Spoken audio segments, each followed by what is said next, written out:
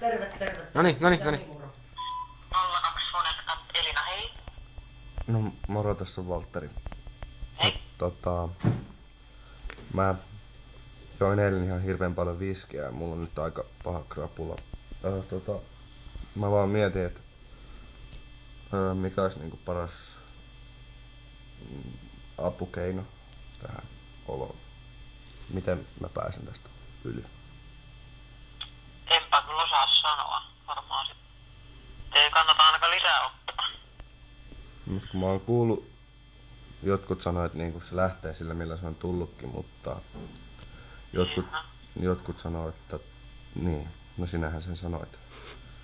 Että mä en nyt tiedä mitä mä teen ja mä ajattelin, että te kuitenkin osaatte vastata kaikkiin kysymyksiin, niin mä soitin nyt tänne. Eipä paljon tuu ite otettua, et en osaa kyllä sanoa, että millä se sit lähtee. No mut mä tuun olemaan aika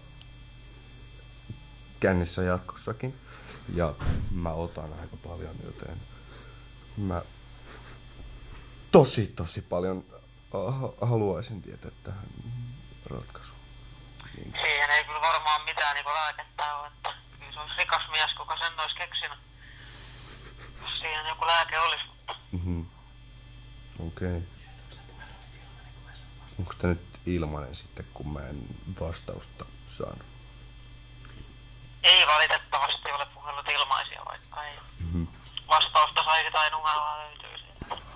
Aha. No, jos mä sitten